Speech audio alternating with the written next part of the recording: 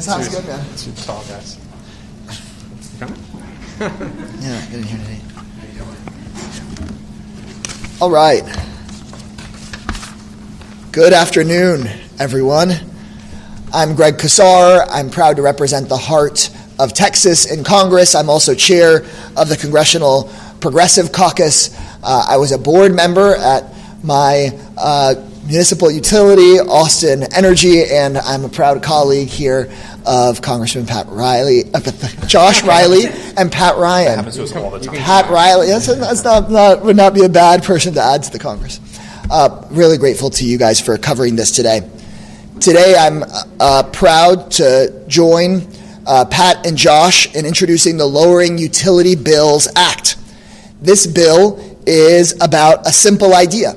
You should not pay more so that a private utility CEO can rent a private jet. You should not pay more in your utility bills so that a corporation can make absurdly large profits that they would never be able to make in another business. If you're watching at home and you hear just one thing I say, our Lowering Utility Bills Act would save your family $500 a year in utilities. I'll say it again, just getting rid of waste, fraud, and abusive profits in utilities through our bill could save your family $500 a year. Here's how it works. In our country, utilities are supposed to have a deal with their communities.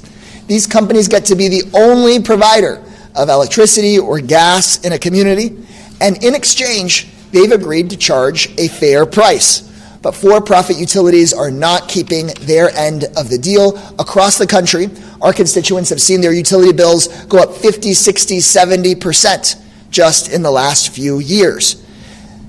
These utility companies have the gall to say they have to raise your electric rates because they have to pay for private jet rides or for business class flights to France or for country club memberships or for their political donations and even, I shit you not, for weekly massages at something called the European Massage Therapy School.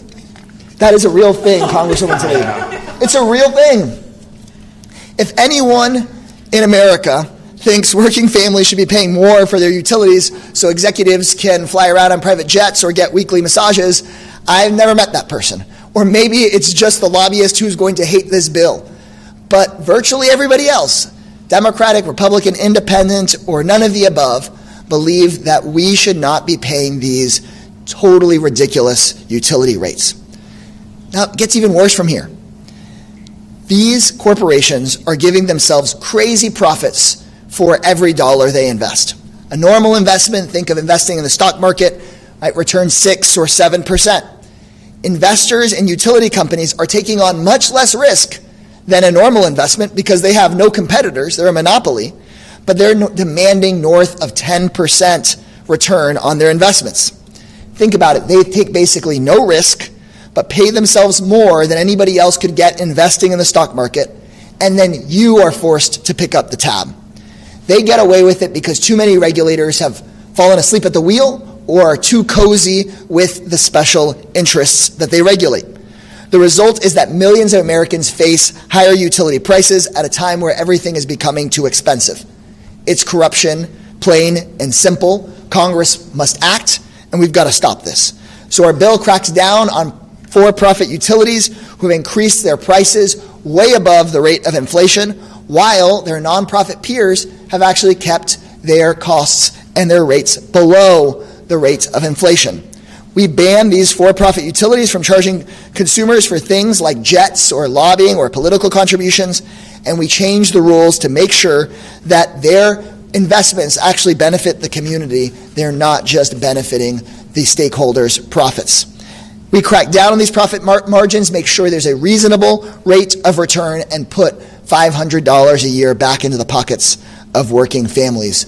We are lucky in Austin, Texas, to have our municipal utility that charges well below the average utility bill for residential customers, but we need that all across the country, and that's why I'm proud to have co-authored this bill with my friend Josh Riley. Thanks, Greg. Thank you, man. Thanks, everybody. I'm going to fix the mics here for one sec. And Greg he mentioned at the top all of his, where he represents and his accolades and so forth. The most important thing to know about Greg, though, is he's a new dad. And that is more important than any of this. So I appreciate everybody being here. Greg, thanks for your leadership on this. And really thank you to everybody who's here today fighting on behalf of working families. I grew up in the Triple Cities, Endicott, Johnson City, Binghamton in upstate New York. And we had a thing that was called the Square Deal. And it was pretty simple.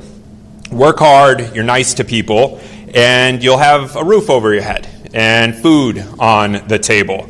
A good public school to send your kids to, a doctor when you need one, and a little bit left over to go to the Whalers game or the Ponies game on Friday night. But today, what we're seeing across upstate New York are working families who are sitting down at the kitchen table trying to figure out how to survive. Do you cut back on the groceries? Do you cut back on filling up the gas tank? Do you fall behind on the rent? Do you put off childcare? But then, how are you going to pick up those extra shifts you need at work? It's a real struggle for folks. And then, when families are already stretched to the breaking point, the utility monopolies come in and drop a massive bill on the kitchen table and announce that even more rate hikes are coming. And in that moment, the one thing that becomes very, very clear is that the economy has been rigged against the working class. You got foreign corporations buying up our utility monopolies, jacking up rates, laundering hundreds of millions of dollars out of our communities, and then popping champagne bottles while they laugh about the profits they're making at our expense. We are all sick and tired of it. Keeping the lights on isn't a luxury. Having heat in an upstate New York winter isn't optional. These are basic necessities for real people, and they shouldn't be treated as line items on a balance sheet for a foreign corporation. Upstate New Yorkers are hardworking, honest people. We punch a clock at the factory, milk the cows from dawn till dusk, and overnight change the sheets on the hospital beds, teach our kids in public schools. We are not ATMs for the utility monopolies, corporate overlords sitting in boardrooms halfway around the world, CEOs who couldn't point to Sullivan County on a map if you spotted them the Delaware River Basin and the Catskill Mountains. So I don't take any corporate PAC money, so they can't buy me off. They just threaten to sue me, but I'm not going to be intimidated in this fight. My Keep the Lights Local Act would ban foreign corporations from owning American utility companies and ripping off upstate New Yorkers. My bipartisan No Bonuses for Utility Executives Act says you don't get a bonus if you're focused on profitability instead of affordability. My bipartisan No Taxes on Utility Bills Act puts hundreds of dollars back into families' pockets because it all comes down to one thing: lowering costs for folks. And a couple of weeks ago, I took the regulators to court to stop the endless rate hikes. And today, we're taking another really important step forward. I'm proud to join my colleagues in introducing the Lowering Utility Bills Act to crack down on utilities that abuse their monopoly power to raise prices on consumers. For too long, the utility monopolies have been using junk economics and backroom deals to overcharge working families. They hold us hostage and demand double-digit returns, and that's on top of their dividends and stock buybacks and other bonuses. And I say they hold us hostage because they're a monopoly. There's literally no other choice.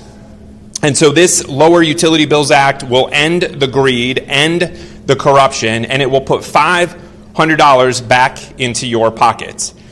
I know here in Washington, $500 may not sound like much, but back home, that's the groceries. It's daycare. It's school clothes. That's gas money. And it's a little bit of breathing room. That's dignity and basic fairness. I don't see this as a partisan political issue, at least it shouldn't be. I see it as a question of whether you are standing with working families or with foreign-owned utility monopolies ripping them off. And for me, I will always, always put upstate New York first. I'll hand it over to Pat.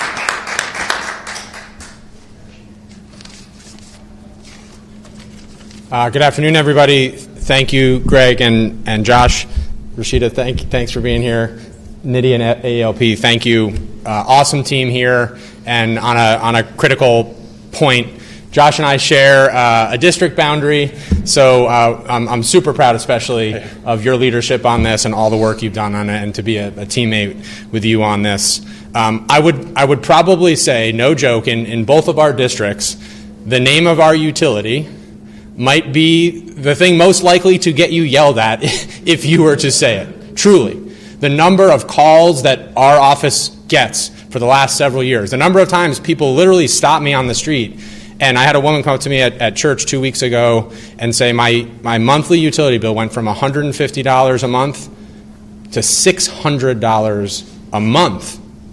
And you could just see the combination of fear and panic and powerlessness and fury and so many other things in her eyes on behalf of herself and her family. She had young kids. And that story is happening in all of our districts all across this country. And there's, as both Greg and Josh have said, and I'm sure others will, this is a systemic problem. And for too long, both parties have sort of said, well, it's just like, it's too big, we're going to keep the system as it is, and essentially disregard these visceral challenges people are facing. And what I'm particularly proud of about both this legislation and the coalition is it is transcending a lot of the old school political divides that are made up and intended to divide us and not actually bring us together to serve our constituents. And it's directly taking on, with this bill, a big part of the systemic problem. Of course, a big part is the monopoly power of all of these utilities. We have to continue to work and fight on that. But then to add insult to injury and literally say, not only do you have no choice but to accept Central Hudson or Orange and Rockland in my district, but then we are going to literally give them, a foreign-owned utility company, full power to set their own profit rate. When I explain that to my constituents, they're both stunned and they're absolutely furious. And so what this bill basically does is put the power back into the people's hands, into our constituents' hands, and apply an actually rigorous process to setting these rates rather than essentially giving a blank check to the utility companies and letting them set their own profit, which we don't do anywhere else to this level anyway of greed and empowering essentially unaccountable foreign-owned utility companies. So, again, I'm super proud to be part of this. Now we have to continue to fight to add more sponsors, to get Republicans, Democrats, and anybody else who wants to join, as Josh said, it's a clear, do you stand with the people or do you stand with these utilities? And I'm proud of all my colleagues that we're standing with the people and going to fight really hard. So thank you very much. And now my honor to introduce Representative Rashida Tlaib. Thank you so much to my colleagues. One thing I can tell you that brings Republicans, Democrats in Michigan together, including independents, is you just mentioned the utility company in Michigan, both of them, both of a monopoly in our state. I'm so incredibly proud of this legislation, Lower Utility Bills Act. This legislation would make regulators and utility companies to choose the lowest reasonable rate for our working families. It blocks companies from passing along corporate costs to customers, as you heard from my colleague Josh. I mean, like private jets and political lobbying. I can tell you in Michigan, a state legislator, they paid for a golf tournament trip. So again, the tainting of our voice in this process is very clear with DTE Energy in Michigan, an investor-owned utility monopoly in my own district, charges some of the highest rates in the nation while providing some of the most unreliable service. A little bit of wind, boom, it's out. Yet they continue to get hundreds and thousands of dollars and millions of dollars in increases.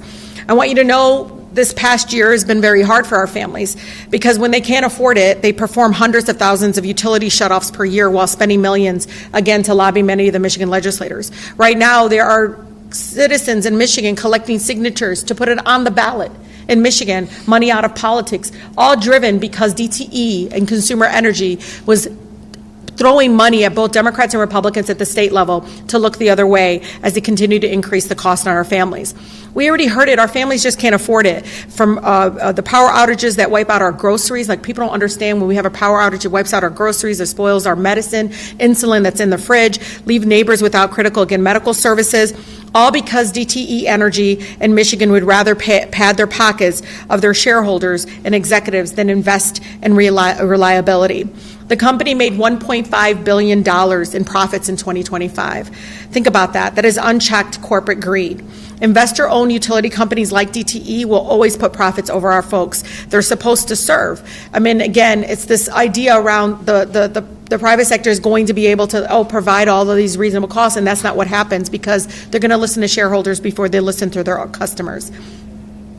I want you to know in Michigan, DTE Energy was ordered by the court to pay $100 million in fines in violating the Clean Air Act. I just want you guys to understand, $100 million in a fine. The court ordered $100 million. In the same week that they got that court order, they increased our rates by $242 million last month. This all happened last month. Guess what this week? They came to the Michigan Public Service Commission and asked for another $500 million in rate increase in Michigan. So access to utilities is so important, but understanding and exposing this kind of corruption is incredibly important to protect ourselves, again, from pushing back against those that continue to think that shutting off our water, coming here and begging us to fund LAHEAP, which helps us get people's water back, people's gas and electricity back on. Literally, we're subsidizing for that greed with the LAHEAP program. And I'm sick and tired of it, and I think all of us are. So we need the utilities to serve our folks, or not their shareholders. We need to take the profit motive out of those services so that our folks can live and thrive. And my colleague is right when he uses the word dignity. I don't know if you've ever talked to a resident that had their electricity and their gas turned off. They're embarrassed, they're ashamed, and I keep telling them, you didn't expect that $300 increase just to come like that, especially when it's cold winter in Michigan, when the rates are gonna go up, but they have to stay warm, they have to cook their food. It's just really important to understand the real human impact on our families when they can't have those basic essentials and necessities. And it's shameful, again, that both Democrats and Republicans look the other way when we continue to allow these monopolies to be unchecked. With that, I want to invite our incredible advocate from American Economic Liberties Project, Nida, is it Hegde? Hegde, Nida Hegde.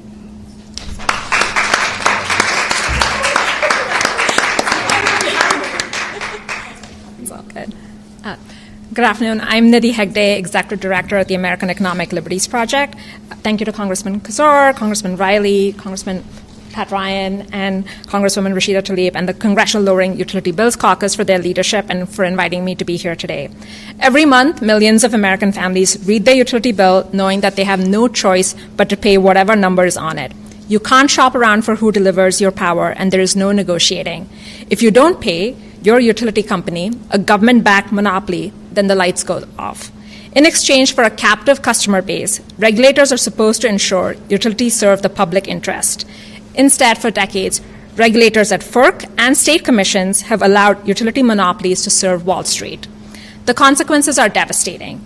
Electricity bills from these investor-owned utilities have risen by 33% since 2019, outpacing inflation by almost 50%. In some states, families now pay more for their utility bills than their mortgages, and others are going into credit card debt just to keep the lights on.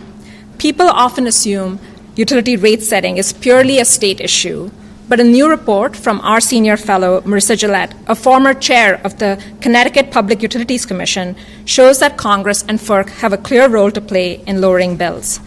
This is why we're thrilled to see Representative Riley and Representative Casar and all the co-sponsors recognize this authority today by introducing the Lower Utility Bills Act. The bill takes steps to limit utilities' bloated returns, ends the practice of layering bonus profits, or FERC candy, on top of already inflated returns, and stops them from billing customers from political standing and private jet perks for their overpaid CEOs. Now, some critics claim reining in the profits of investor-owned utilities will threaten jobs or investments, but this is a false choice. For too long, these companies have taken advantage of a lax regulatory environment to extract guaranteed excess returns, wasting capital on gold-plated capital infrastructure that may not be needed or even completed, while putting up barriers to the clean energy transition and the accompanying job creation it brings. This bill, which provides much-needed oversight, will ensure capital is invested to build the modern, efficient grid we need and provide affordable power to all Americans. The Lowering Utility Bills Act is just the start of considering whether Wall Street utilities have the capacity to deliver affordable, reliable energy for American families. And we at the American Economic Liberties Project are proud to be here today in support of this critical legislation, and we look forward to working with all the sponsors to achieve its swift passage. Thank you.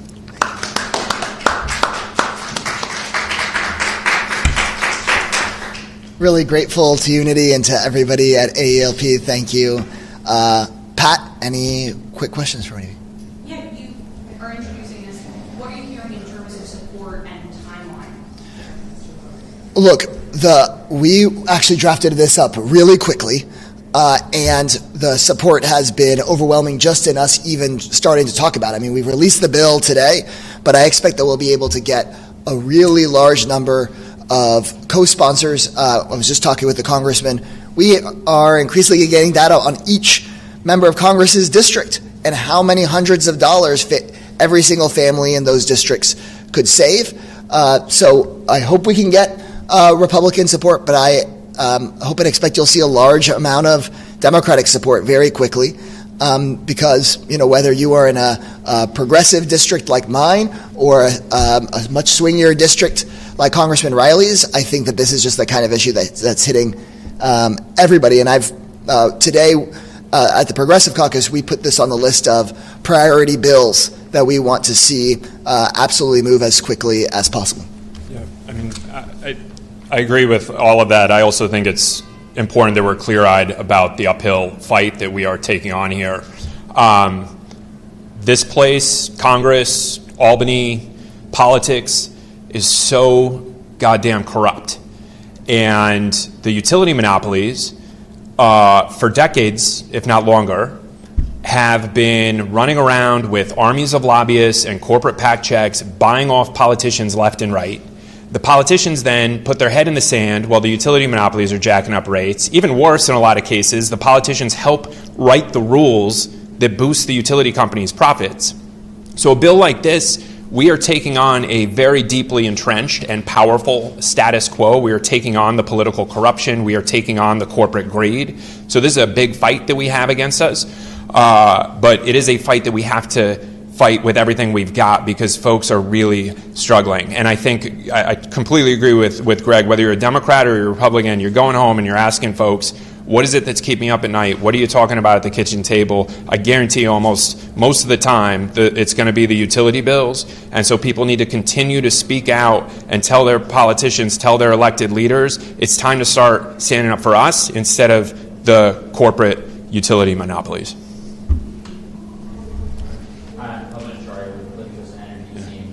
Because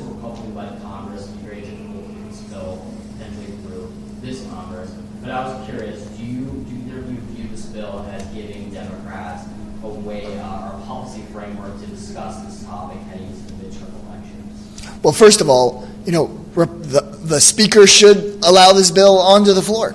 In our polling, over 2/3 of Republican voters are for this bill. You're also talking about 7 in 10 independents being for this kind of legislation. Obviously, overwhelming support amongst Democratic voters. So as Congressman Riley said, it really feels like the only people who don't like this bill are the big utility CEOs who are enriching themselves off of jacking up your electric bill. So I don't see any reason why we shouldn't be able to continue to advocate that even under a Republican speaker, we put it on the floor. But if the Republican majority is so bought off by these special interests, then I believe that in a Democratic majority, this is exactly the kind of bill that we should pass. So I do think that if the Republicans refuse to put this up for a vote, that Democrats should campaign on it, that voters should ask every candidate, whether they're for utilities serving working people or serving Wall Street. Everybody should get asked about this. And if we campaign on it and win on it, then it's up to Democrats to deliver on it, because no secret, as Josh just said, both parties have been too timid with the big utility monopolies, and it's time for Democrats to take a stand with this bill and say we're gonna be the ones that are there to lower your bill. Good enough? Yeah, good. Yeah. No notes. Anything else from anybody? We got it all. My question was, why hadn't this bill been filed before? I know. At some point you got to file it. All right. Thanks, everybody. Thank you. Thank you. Thank you. Good job.